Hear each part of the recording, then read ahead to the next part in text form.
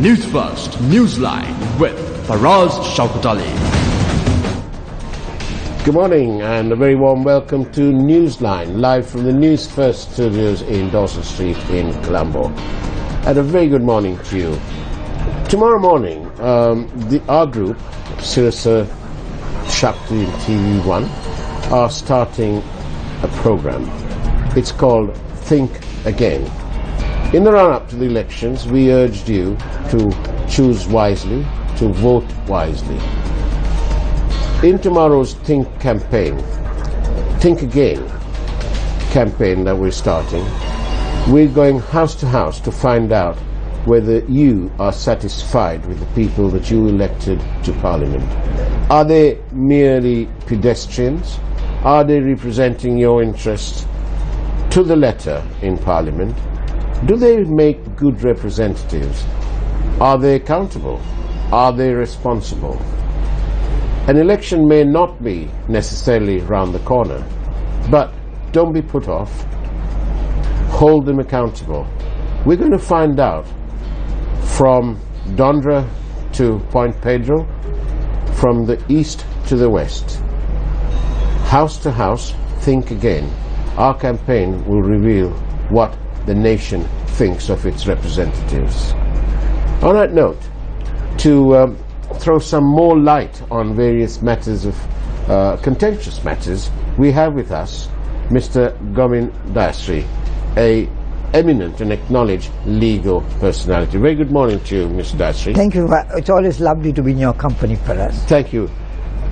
Mr. Dasri, how is accountability, how is Ya Palane faring, especially in the context of various contentious issues? And at the moment, we have the opposition claiming that Arjuna Mahendran, the governor of the central bank, does not deserve to have a new contract proffered to him.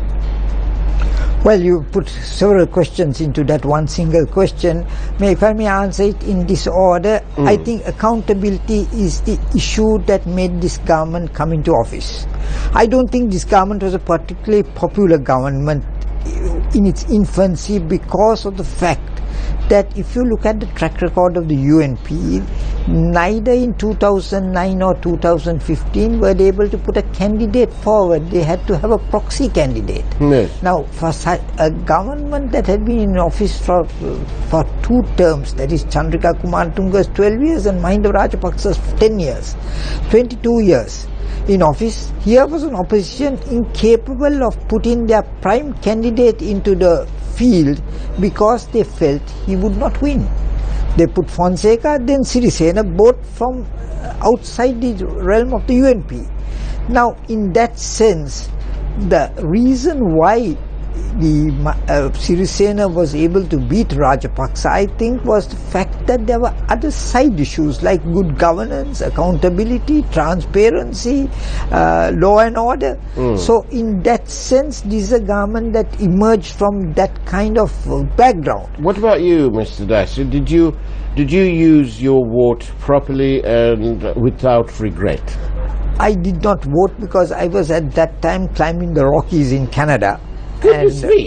You didn't vote? No, I didn't, and I'm particularly... You regret not voting? No, I'm very happy because if I did exercise my vote, I would have had a great difficulty as to vote. I would never have voted for the UNP because of the stand they took in the war, and I would have found it very difficult to vote for Mahinda Rajapaksa because of governance issues. And the question of corruption was so immense in that government. But fortunately, I had booked this trip and I was away. But if I come to the second question of Arjuna Mahendra, I think Arjuna Mahendra is a lucky man because he was a non-entity who became an entity, a nobody who became a somebody, for the reason that a name unknown was placed in the chair of the governor of central bank. And today he's a household word in the homes of the middle class, where they read newspapers, where the media such as you attract a lot of attention, because he has been the one individual in the UNP who has completely demolished there are good governance or accountability structures. To that extent, he is virtually the Mervyn Silva of the SLFP in the UNP, because he has attracted so much of criticism, and majority, now when I say this, I don't think the issues that concern him are issues that concern the ordinary man on the street who votes. These are issues that the intellectual community or the business community or the money markets are concerned about, and those people primarily were voted for the governments. So that this issue, to me, I would think has to be dealt at three levels. Firstly, the economic issue, whether the sovereign bond is something useful to Sri Lanka or not, because he is the primarily person, the premier person who made the decision of recovering, trying to boost our economy by using the sovereign bond. Secondly, there's the political perception, which is also very important, because is this an issue that is going to affect the government when the vote comes in, and when your Think Again program comes. I think that's going to be a very, very critical matter. Thirdly is the personal issue, whether any kinsman or any relative or any known person close to him benefited from this exercise. To me, of the three issues, if I may take the first issue for us, I think on the sovereign bond is that the proper instrument to match our tremendous expenditure we have to make on account of debt payments. Now here I must say there's a plus factor, that is that this particular bond attracted a lot of investment opportunities for Sri Lanka, and it was clearly oversubscribed, which clearly shows that Sri Lanka still has a good reputation as far as... May I stop you there for just a second, please? And that's the whole point. This bond was only our contention, the contention of the opposition, if you like, the collective opposition, and by that I mean the market. I don't mean only the opposition in parliament, but the market and civil society leaders and so on, is that this bond actually was not naturally oversubscribed. It was oversubscribed because, and we have it on record, when the governor of the central bank, Arjun Mahandan, said that yes, the requirement was 1 billion, it became 10 billion, and he takes responsibility for not letting the primary dealers know of the increased amount that they were seeking. So, strangely, a couple of companies made bids on those lines. And very strangely also, one of those companies was connected to his extended family. Good point. That's what I call the secret deal. That is where issue number 3 comes in, where there's personal allegations made against him. But the fact of the matter is, even the question of the creditworthiness of the country, one cannot give all the credit to this government, because it's our track record that attracted, if at all, any beneficial factor. But they said that they were changing the system, and this suspicious transaction occurred within the ambience of that so-called new way forward. Yes. And you know, are they going to get away with it? Shouldn't they pay for what they have done? Obviously they would. That is why I think we have a situation where the legislature is investigating the matter. The COPE is looking into the affairs of this aspect, and also if you look, the President has made a declaration that he would not recommend his reappointment. In the midst of all this, we have Mr. Kiriella saying that he would be reappointed. Now the question is, why are they saying that? The reason I think is that here is within the UNP, which I think is a party that is interested in the money market, party that has an intellectual core, they are very critical about what has happened. Many of the things that you spoke about is within their knowledge. I don't think the ordinary common man knows it. It's not a big issue to him. 2 days ago, I was wondering on this program aloud as to why there was hardly any talk from within the market, only to be telephoned an hour later by a person who didn't wish to be identified, but who told me that he was working for a primary dealer, so he doesn't want to be identified, but pointed us in various directions, and also wondered why Cope in the previous parliament did not have what he called a forensic analysis of the trades done by the governor's son-in-law's company called Perpetual Treasuries. Yes, now that's very interesting, because that is exactly precisely what should be done and what was not done. Instead, we had a mock inquiry which is totally disbelieved by the general public. And also, if you look at it, this is the events that have made this whole deal suspicious.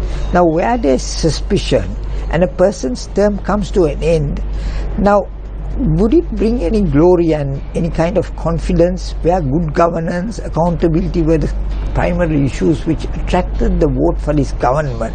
Aren't they taking an enormous risk in going against the popular feeling when they reappoint him to the same position when he's under a cloud? Now, this is a matter where the executive president has said, think again, be very cautious in making that appointment. The legislature is investigating and they say all material has not been placed. Though, but His Excellency the President is absolutely right when he said that his advice to the Prime Minister was, look, if you hang on to this chap, it'll be bad for you. And isn't that what has happened? Precisely, and that is why I say the political issue is the most important thing, because if you look at Mr. Wickremesinghe's track record, whatever others might say, whatever there may have been a few aberrations, but he had a clean record compared to most politicians. But this particular event has completely harmed him, damaged him, and this is a case where I say one friend is more dangerous than 100 enemies, because I think this issue, he's damaged himself much more than all what the opposition has been able to say, because the opposition doesn't look clean when they make these allegations. But are you saying then, Mr. Dashri, that Mr. Wickremesinghe is ever so loyal, even so loyal that it threatens to sully that track record that you speak of? I suppose when you have power, power gets into your mind and you think that you can override everything, that if any opposition you must overwhelm it by use of power. Isn't that what Mahinda Rajapaksa thought? That is the same mistake Rajapaksa did, and I think Rajapaksa could afford to do that mistake for a longer period than Wickremesinghe, for the reason that he became a national hero for eliminating terrorism. He had an enormous majority and had a fund of goodwill in the country. Now here is Wickremesinghe, who comes to the back door through the appointment of a third party and takes control as Prime Minister, which I don't think was done in a particularly democratic way, just as much as the removal of the last Chief Justice was not done correctly, because the door was just shut to him. He was not given a right of entrance. I mean, you must have an inquiry if you're going to remove him. And then they appoint the Shirani Bandaranaike is given a 1-day grace period, then you appoint another person as the Chief Justice. So all these are comic interludes which you can carry through, at the height of power. But when that popularity wanes, when you are under, when the spotlight falls on you, like the Arjuna Mahendra incident, which is a situation where, for us, Arjuna Mahendra would have not attracted any attention if not for the fact that the beneficiary in this case is said to be a kinsman of his.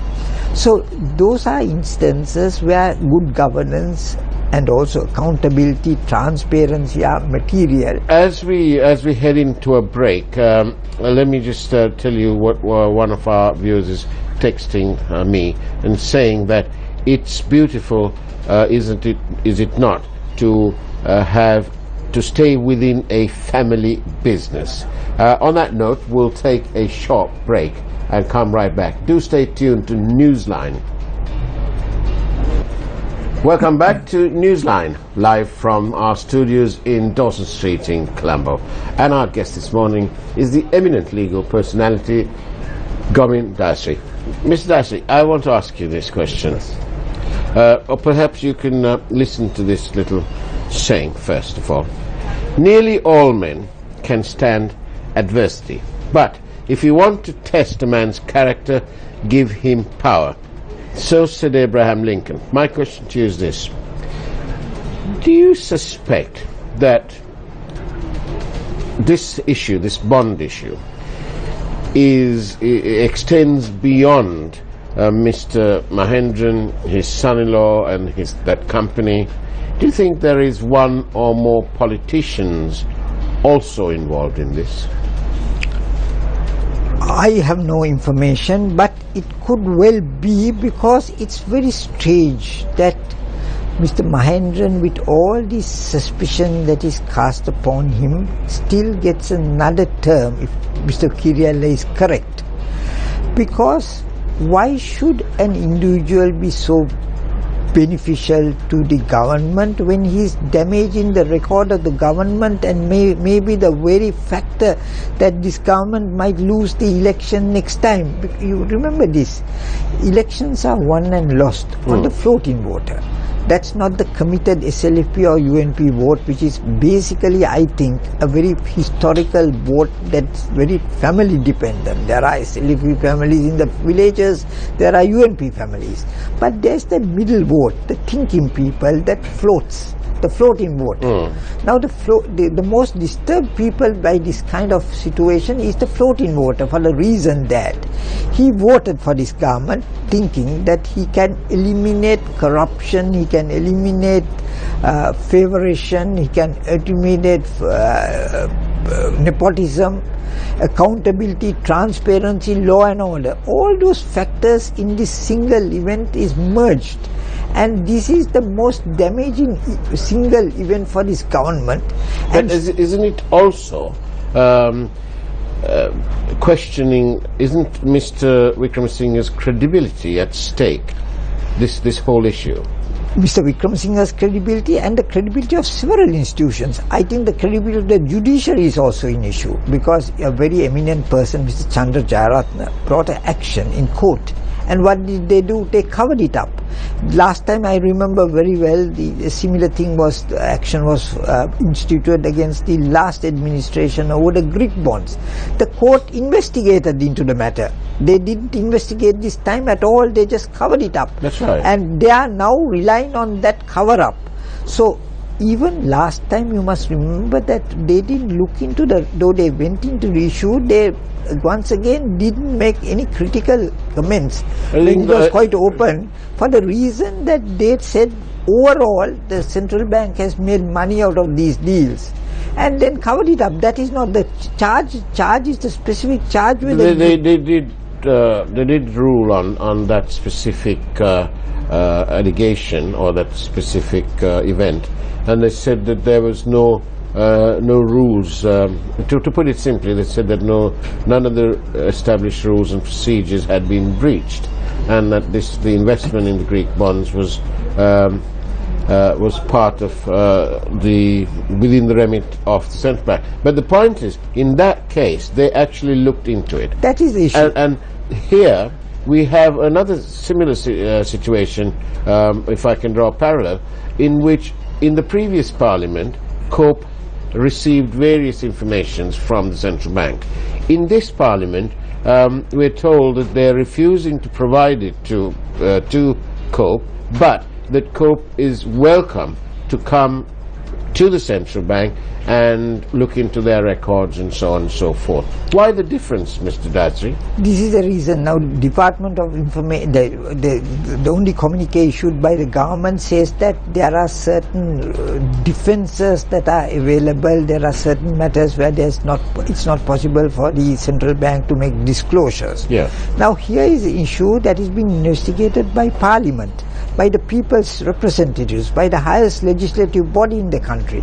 Now, if they are not prepared to give information to that body, taking cover under these defences, I think that's a shameless defence to take, because one must have a government that speaks of transparency, must present all the material so that that adjudication body can make a determination. What kind of material can we expect them to provide?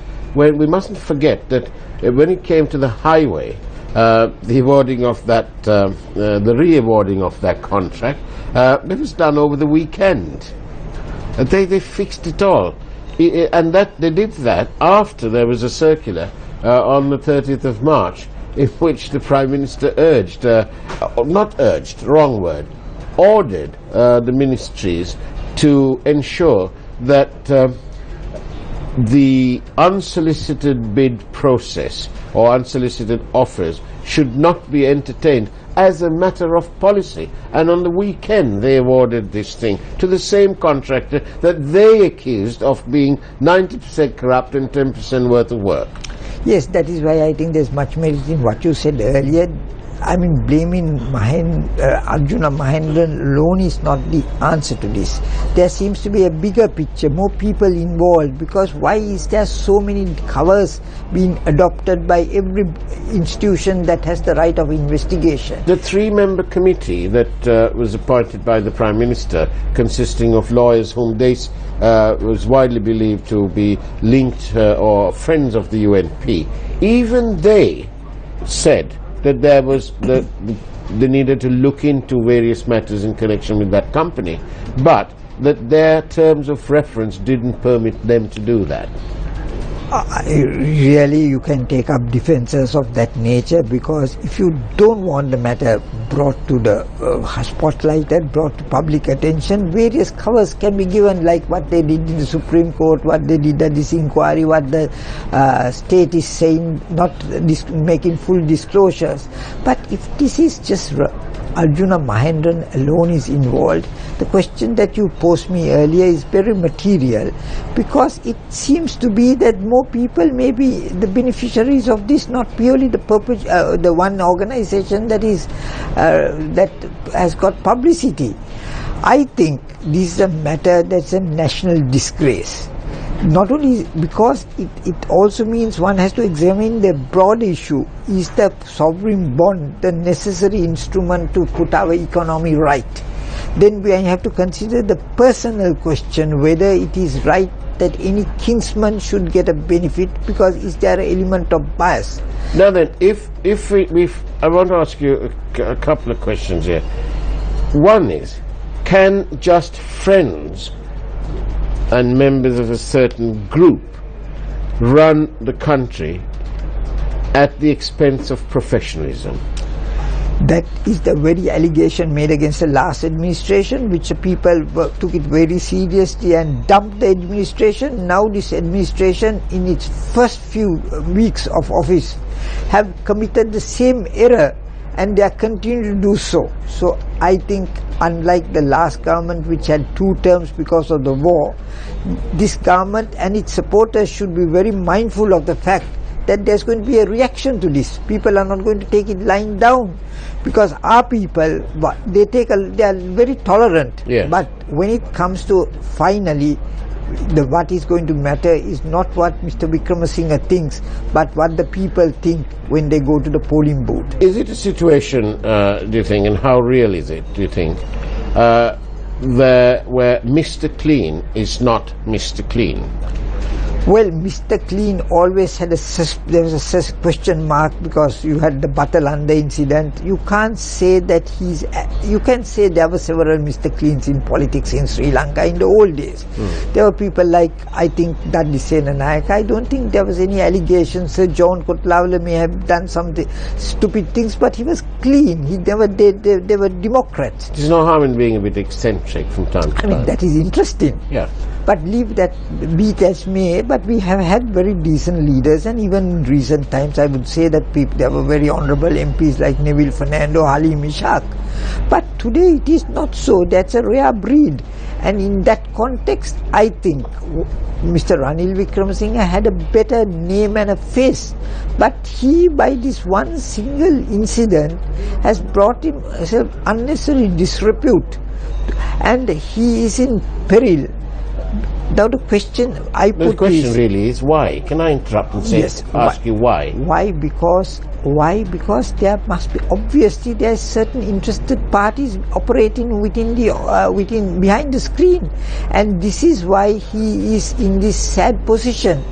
I feel that really it is all governments fall because of their friends more than their enemies, because I think in Sri Lanka political enemies are not as effective as political friends. You have to be in Sri Lankan politics careful of your friends and be more cautious of your friends than of your enemies. And here is a classic case where those who are very close to the government has been misbehaving, and that is why the president has given some very useful advice which is not even taken seriously. Do you think that this will eventually, like so many things before this, do you think it will be conveniently swept under the carpet?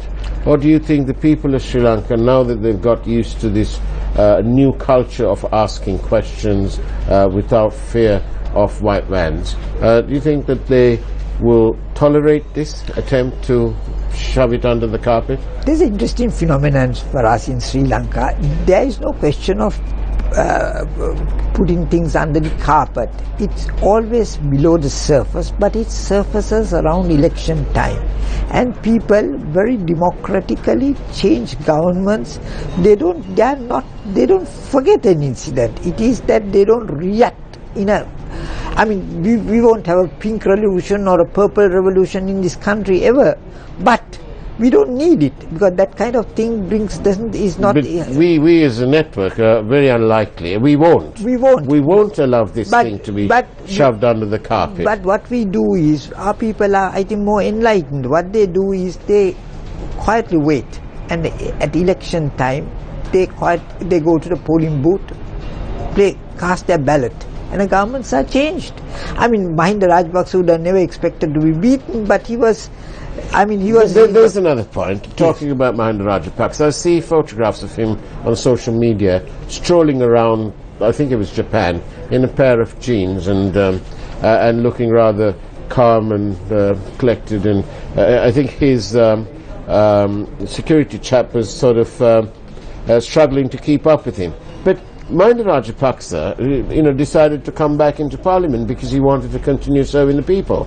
Well, he didn't even sign that no confidence motion. He didn't speak on it. He was conveniently out of the way. How much of these conveniences become inconvenient to the people? People don't appreciate, because people, when they elect parliamentarians, expect them to do what is needful. Mahinda Rajapaksa... as we come in towards the end of our program, and in the context, Mr. Dayasri, of our Think Again door-to-door campaign, I must mention Mr. Abdul Kalam, that wonderful, great leader. He said that politicians should really do 70% development politics and 30% political politics. And in Sri Lanka, it appears to me, and to lots of people, that it's the other way around, that it's 70% political politics and 30% development politics, if that. But also, why I say this is that, during these various extreme disasters that we've had, like the extreme weather, the landslides, and then the unfortunate incident at the army camp, in all this, when they were given lunch packets, they had the photographs and a message from the person donating. They were politicians. How crass can that be? Well, I think development politics means more than the development in the country. We see the development of the politicians.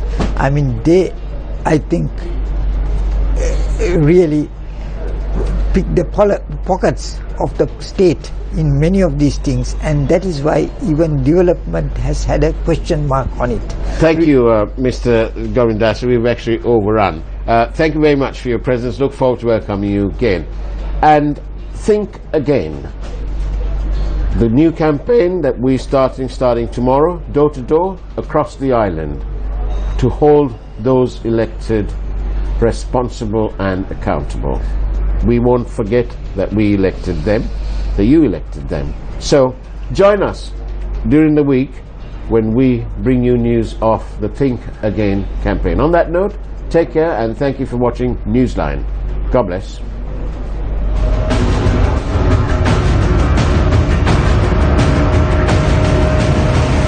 News First, Newsline with Faraz Shaukut Ali.